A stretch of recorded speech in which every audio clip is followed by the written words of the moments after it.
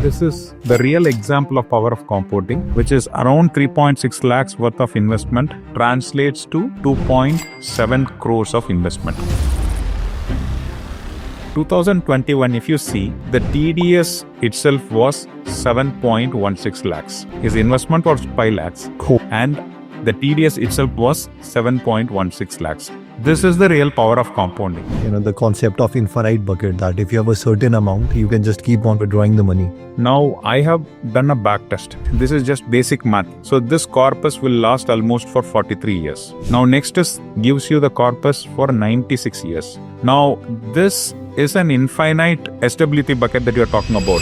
SIP versus lump sum. What would you suggest? Whatever be the money, if I have it, I'll invest it. So 3 years back, I came out of a mid-cap scheme and I invested almost in a mid-cap scheme. So today, after 3 years, it has actually doubled.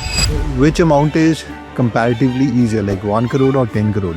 See, the first 1 crore is always very tough. It tests your patience. After the first 1 crore, the subsequent crores are relatively easier. The harder you work for money, you are taxed more. The harder the money works for you, you are taxed less. Let's say I am a 22-year-old earning 30,000 rupees per month. In 2026, what are the 2 to 3 things that I can do?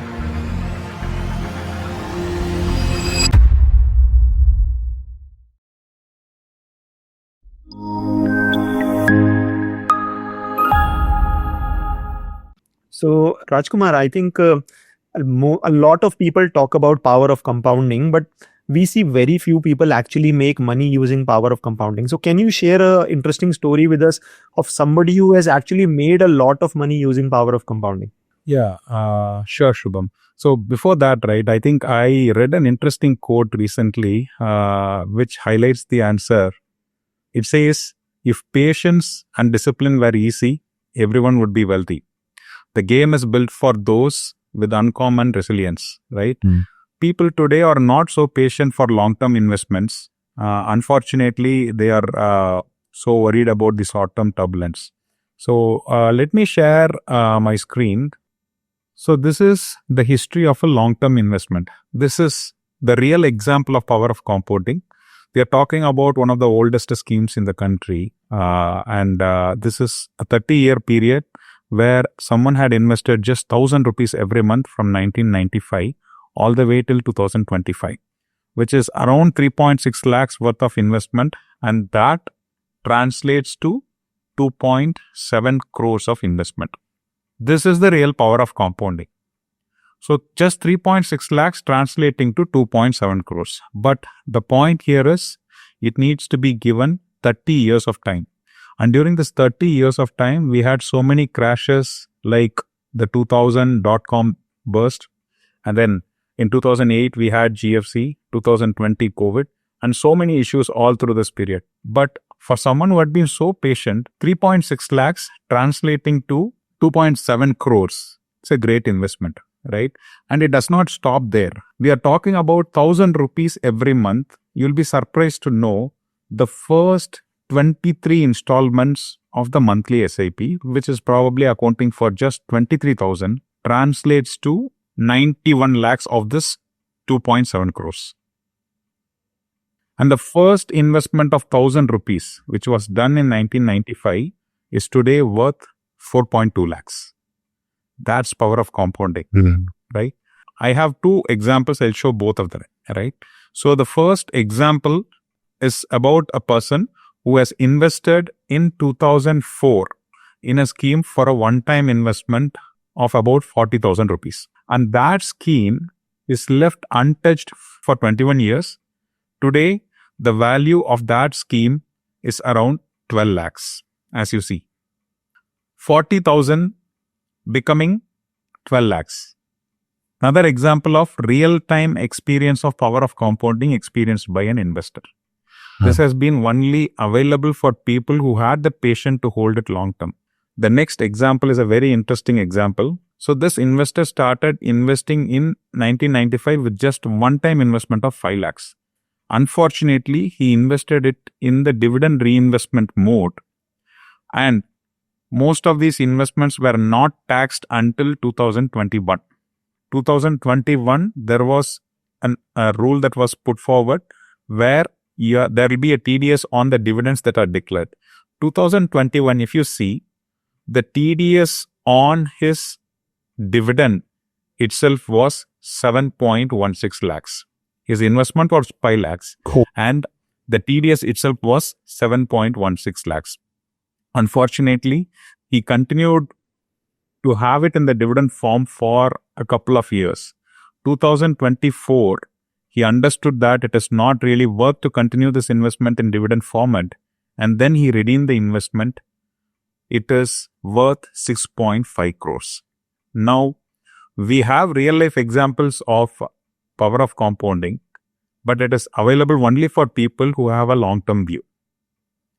So it is very much possible. Only thing is you need to invest in the right category of asset, give it more time, ignore the market noise. Power of compounding is available for everyone. आप में से जितने भी लोग हैं जिन्हें stock market investing में interest है, उनके लिए एक छोटा सा अपडेट है कि जो शुभम है वो संडे को एक वेबिनार कर रहे हैं। तो जिन्हें नहीं पता शुभम के बारे में, शुभम 29 की एज में फाइनेंशियली फ्री हो गए थे, इसलिए अमेजॉन यूएस की जॉब छोड़ के वो बैंगलोर इंडिया शिफ्ट हो गए और एक फुल टाइम इन्वेस्टर बन गए। तो अगर आप इस वेबिनार में इंटरेस्टेड हैं और शुभम के एक्सपीरियंस से सीखना चाहते हैं तो इसके लिए आप डिस्क्रिप्शन में दिए गए लिंक से वेबिनार के लिए रजिस्टर कर सकते हैं। और जैसे ही आप वेबिनार के लिए रजिस्टर करते हो, you will get a free short course on your WhatsApp कि जो स्टॉक प्राइस है किसी भी कंपनी का वो इंक्रीज या डिक्रीज कैसे होता है, प्लस अ कैलकुलेटर जो शुभम यूज करते थे जब वो अपनी फाइनेंशियली फ्री की जर्नी में थे। इसके साथ साथ जब आप संडे को वेबिनार ज्वाइन करोगे तो you will also get a free gift there. हम एक वेबिनार में मैक्सिमम 400 लोगों को एक्सेप्ट करते हैं। अगर इस वीक का वेबिनार आप मिस करते हैं तो आपको अगले हफ्ते तक वेट करना पड़ेगा। So what are the mistakes people are doing? Like, why are they not continuing? See, it is an advantage as well as a disadvantage that you are able to track your valuations on a daily basis, right? Now, if you buy a plot of land, right, you'll not be able to know the price of that land on a everyday basis. When it comes to mutual fund, NAVs are getting updated on a daily basis, and people have a look at their portfolio on a daily basis.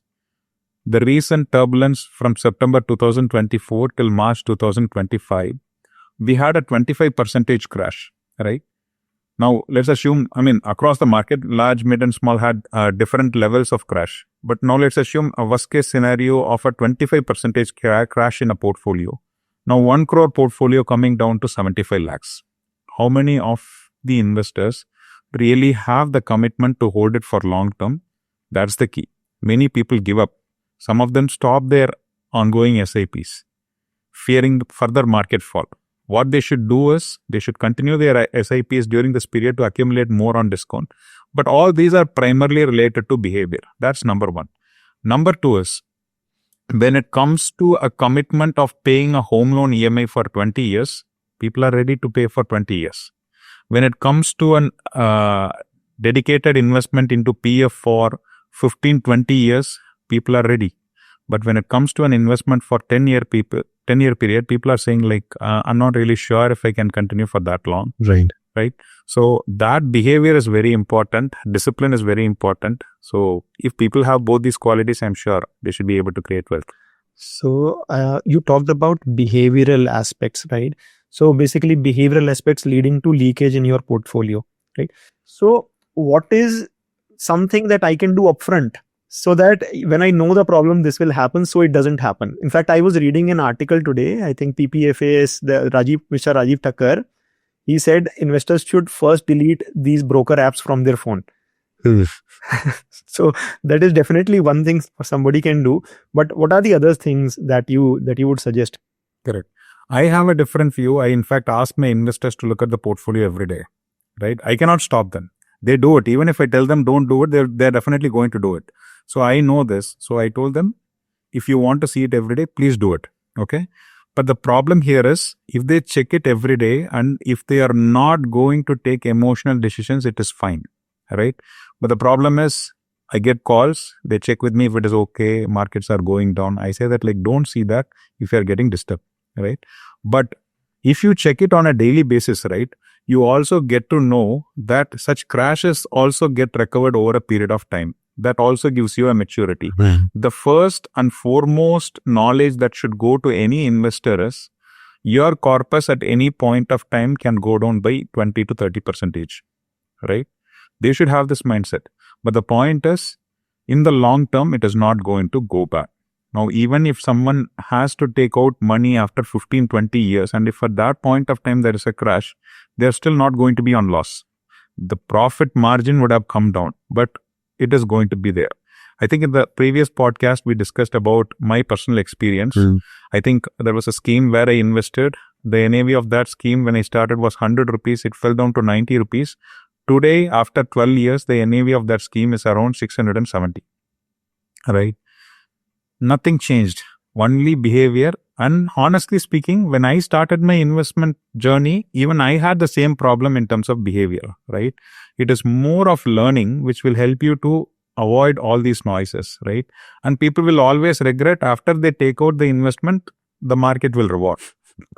So it's always best to educate yourself to avoid any such losses. Recently, actually, it happened with me. So I invested in silver. So I took like 50% out and now it is like 34% in the remaining amounts.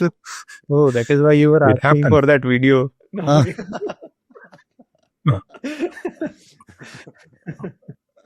So even, No, it happens in any commodities for that matter, right? Now, crypto is even bad, right? We have heard so many positive stories from crypto and people losing so much of money in crypto as well. So the point is you should be used for those kind of volatility, and more importantly, the real risk appetite of many of these investors were actually identified only during the recent market crash. People said 2024 start, they said like, no, I'm going to be very aggressive. My investments are for the long term, right? September 2024 came, market started crashing. That's when these guys went for a toss, and then like I was really saying them, your real risk appetite is something contradicting with the risk appetite what we assessed originally, right? So the point is, you can be in a stage of euphoria and then you can say like, no, I'm extremely bullish. I have a very high risk appetite, all these things, right? You should go through the turbulence, right? I mean, I have not experienced 2008 kind of a fall. The most recent fall that I experienced was in COVID. It was a steep fall. But imagine a case like 2008 where the markets crashed like anything. I was told there was one mutual fund which was launched just before the GFC time. The NAV of that scheme came down to 2 rupees from 10 rupees. 80%. That's a 80% crash, right? And today, after this many years, the corpus, I mean, the returns from that scheme is actually phenomenal. People need to have that patience. So Rajkumar, let's say I am a 22-year-old guy earning 30,000 rupees per month. In 2026, what are the 2 to 3 things that I can do so that at least directionally I'm in a right track? The first salary that I got in my life way back in 2005 was 9,500 odd, right? So assuming 7% inflation kind of thing, this 30,000 is no different from the 9,500 that I got in 2005, right? But again, the lifestyle costs have also become very high today, right? For 30,000 salary, it is very difficult to meet out the expenses itself, right? But a 22-year-old person starting his journey in 2026 with a 30,000 per month salary should focus on creating a discipline of monthly investment, right? Let's assume he invests 5,000 a month. He should assume that 25,000 is his salary, right? He should start with 5,000 rupees every month. Disciplined investment of 5,000 rupee per month, stepped up by 10% every year for the next 20-25 years can create massive wealth for him. And he will, in due course of time, get a good career growth, a salary rise. He may travel abroad. He may make more money. That can also be invested. He's going to get married or she's going to get married. Their partner will continue to earn. They can make. And with all these things, most importantly, risk protection is very important. Take health insurance and life insurance for a good sum when you are young. Okay, because today we are seeing a lot of people getting some critical diseases at the very early stage in their life, and then they are struggling. And the moment they get that, they are not going to get any risk protection. So risk protection followed by a habit of disciplined investment will help you to achieve the milestones that you're looking for. One thing that I would like to add here is, when you are young and when you start your investment, the habit is important. The next important thing is, you should not be too conservative when you start your investments.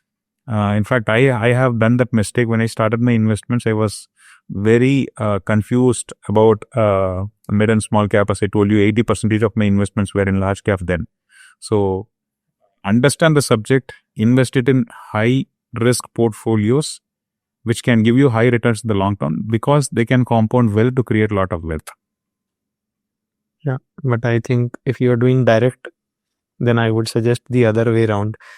If you Direct stocks is completely different. totally Yeah. different. Initially, I think start with index funds and Yeah. you can Mutual put more fund is capital. perfectly, Direct to you'll blow very out. good advice. Yeah.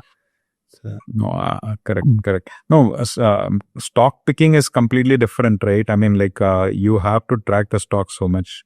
So when it comes to mutual funds, like I'm least bothered. I'm outsourcing the job of stock picking to an expert whose salary is based upon the performance of the scheme. So he's supposed to deliver. If not for me, at least for his own job, he has to deliver. Makes sense.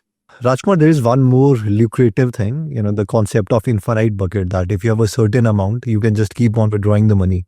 There is one strategy which is SWP. I think that is gaining a lot of attention. So what are your thoughts on it? Okay. So I'm sure this question and the answer for this question will get a lot of controversies in the comment section. Upfront disclaimer. So now let me do this. I mean, like the previous podcast, we spoke about the 25x corpus theory, right? With a 4% withdrawal incremented by every year to factor in inflation. Okay. Now I have done a back test, right? And this back test was done in a worst entry period, right? Now going by that, the logic for withdrawal is going to be the same, right? It is going to be 9% SWP returns, okay, and incremented by 6% every year. You are talking about a flat withdrawal. I'm giving you an additional option, increase by 6% every year to factor inflation. When you have the strategy of 9% SWP returns, 6% inflation, a 25x corpus can last for 42 years. So now let's assume someone has an expense of 1 lakh today. 25x corpus, 25 times of annual expense would be 3 crores. At an assumed rate of 9% and 6%, this is just basic math, okay? So this corpus will last almost for 43 years, okay? Now, when you increase this corpus to 3.6 crores, which is 30 times of annual expense, 9% SWP return and 6% annual increase makes the corpus to last for 65 years. Now, next is 35x of annual expense, right? So 35x of annual expense of 1 lakh or 1,05,000 translates to approximately 4.2 crores, right? 9% SWP return, 6% incremental gives you the corpus for 96 years, right? Now, this is an infinite SWP bucket that you're talking about. Something like 40, 42 years, 65 years, and 95 years, right? Now, people can come and say, like, how is it possible to get 9% SWP returns, right? Now, there are people who say that the entire corpus should be placed in a pure debt fund for withdrawal phase. I don't agree to that point. I'll tell you why. I've had examples, right? Recently, I had an investor who retired from a government job and she needs a monthly withdrawal of 20,000, just 20,000. And she has accumulated her investment over the last 10-15 years. I think she started investing somewhere around 2014-15. Yeah, probably 11 years, right? So her corpus today is around 2 crores, okay? And she just needs a monthly withdrawal of 20,000, right? 2.4 lakh on 2 crore portfolio is just around 2%. I had not done any change in her portfolio. Her portfolio still continues to be 100% equity portfolio, right? I have not moved it to debt, I have not moved it to hybrid. But again, this logic may not apply to all the people. There can be few investors who say, I just have 1 crore and I need 50,000 per month, or let's say like 75,000 per month. So the withdrawal rate will be higher there. In that case, the portfolio construction should be little different, right? There, the corpus protection is more important.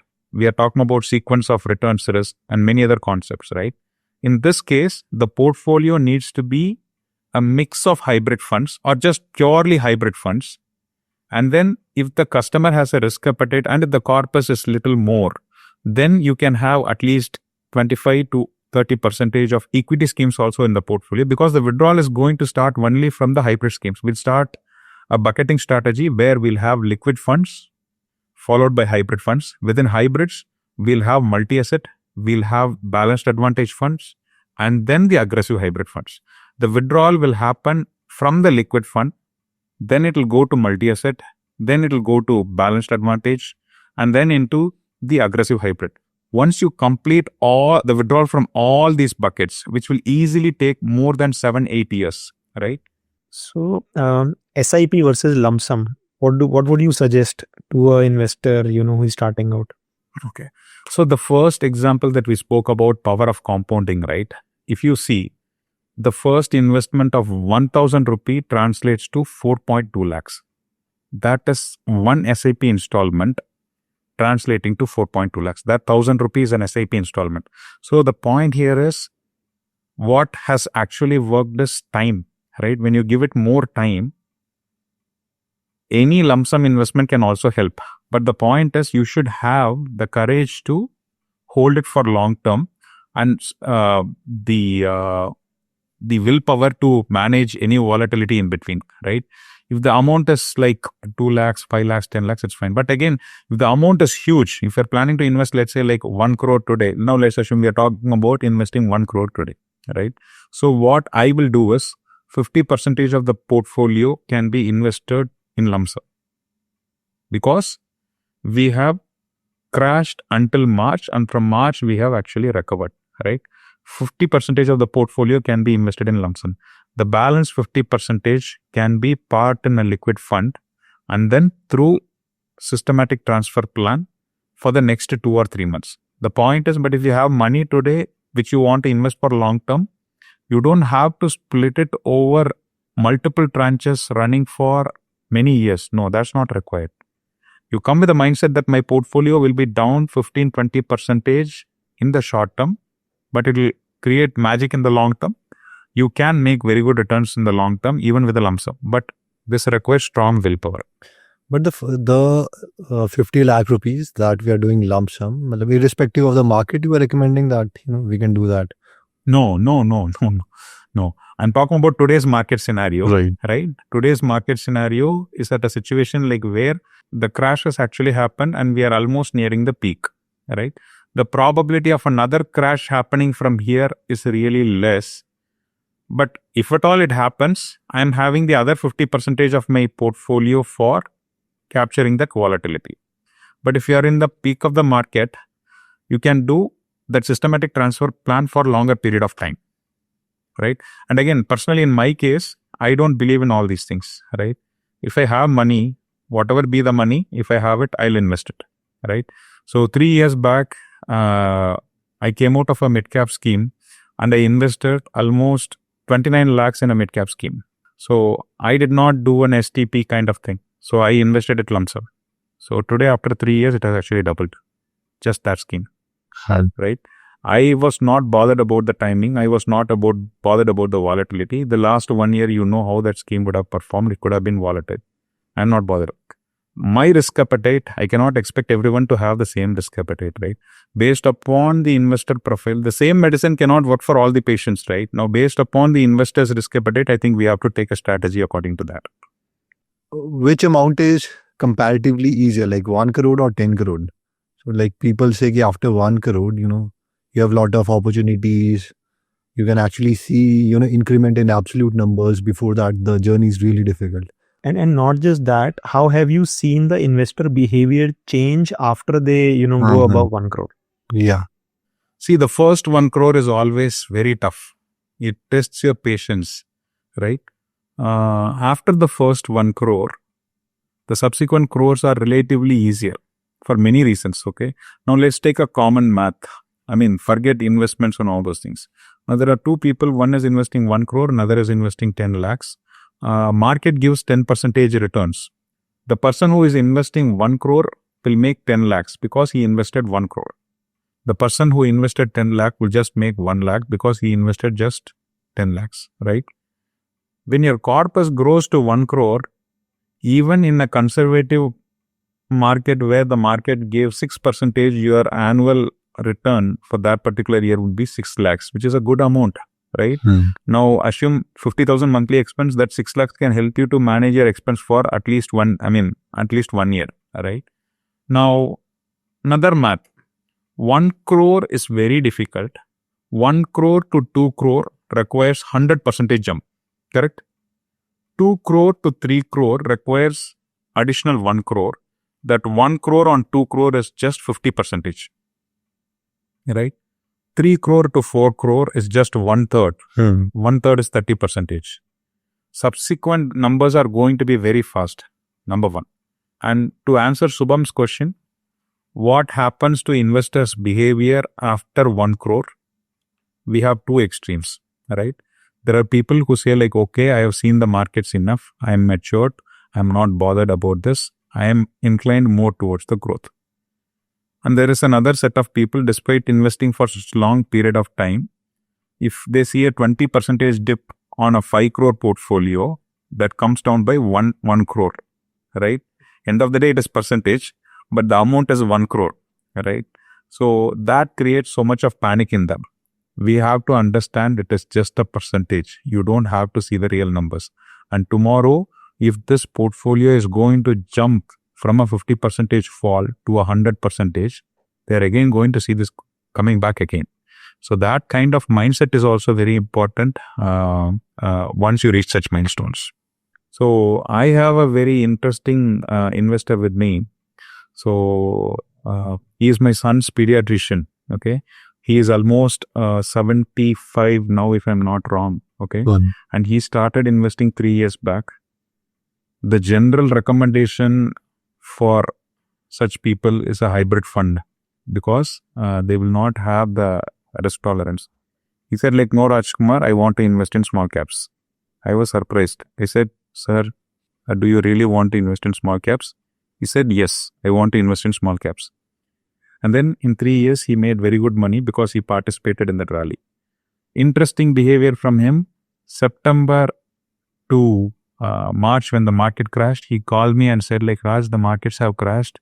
Isn't this an opportunity to invest more? He invested. His age is 75. And I have another set of investors who are in their 30s, 40s, stopping their SIPs when the markets crashed. Right? So it is very person specific. The more you realize, the more you understand. And when your tenure is long, I mean, now when you travel in a flight for long term, for a long distance, there can be delays and all these things, right? Turbulence, whatever it is. But you are going to reach a destination. You should be more worried about your final corpus. That's not going to disappoint you at any point of time if you're going to stay invested for long term. Right. If you have that mindset, yes, you can take all these bets. Got it. Like, what is the best investment advice that has been given to you? It was a very interesting quote I actually read. Okay. Mm-hmm. The harder you work for your money, you are taxed more. The harder your money works for you, you are less taxed. I'll repeat again. The harder you work for money, you are taxed more. The harder the money works for you, you are taxed less. And this is probably the reason why the 1% of people, or probably the rich people, go and invest in equities, right? They go and invest in businesses, right? So this is giving them a good income stream from the corpus that they are going to create at a less tax. Now let's say, assume that you have a corpus of 5 crores, okay? And you are working in a job where, there are two people now, let's say like A and B. A is working in a job where he is making 50 lakhs, okay? B is not working in a job. Okay. B has a corpus of 5 crores. B is withdrawing 50 lakhs from his corpus. A is making 50 lakhs. The person A will be charged close to 30% tax on the income that he made. Person B receiving 50 lakh from his corpus will not be taxed 30% because It would be like 12.5. the long-term capital gains is still 12.5%. He's not taxed 30%. So that's where I said, Yeah. the harder you work for money, you will be taxed more. Person A will be taxed more. The harder the money works for you, this 5 crore portfolio of person B, you'll be taxed less. And I think this can further be 12.5. reduced if we keep on investing in real estate by taking loans. And Correct. So the point is, when money works for you, you have to pay less tax. As simple as that. Okay.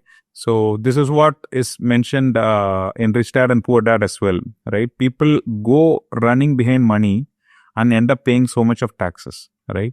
So this helps you to create a mindset where you will feel like, okay, let me create a corpus and let me make an income out of it. Let's try to reduce it. It's not just about tax, but that gives you a completely different feeling, right? Now, take the case of all guaranteed income products like FD, RD, post office, and so many things, right?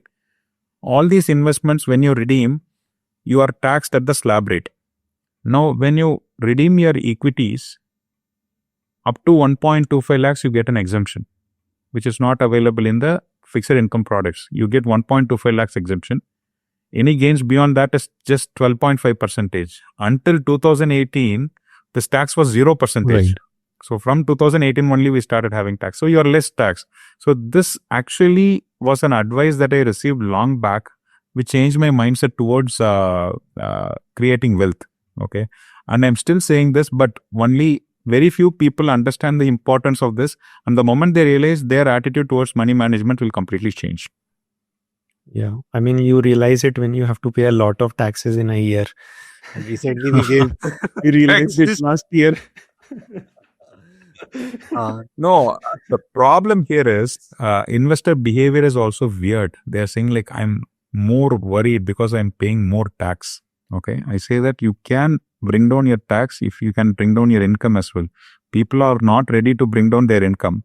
But people always want the tax to be less, which is not in our control, right? I say a strategic CAR, okay? Control the controllables. You cannot control anything which is not in your control. Yeah.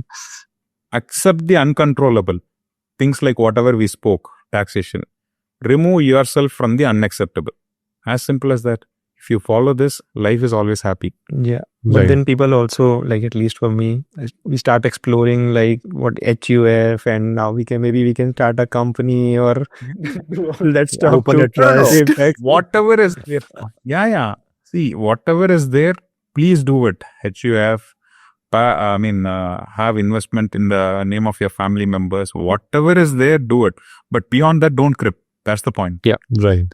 The most important point is any cribbing for any sort, for that matter, is not going to help you. It's not going to bring you anything. What's the point? Yeah, thank you so much, Rajkumar, for coming. I think everybody learned a lot. Thank you once again. Always a pleasure to have you. Thank you so much for coming. Right. Thank you, Hemant and Shubham. It is always my pleasure. Very interesting questions every time. Very different set of questions. Looking forward for further sessions with you. Yes, ma'am. Thank you. Thank you so much. Okay तो इस Sunday का webinar join करने का link हमने description और first comment में दे दिया है। सी यू इन द वेबिनार।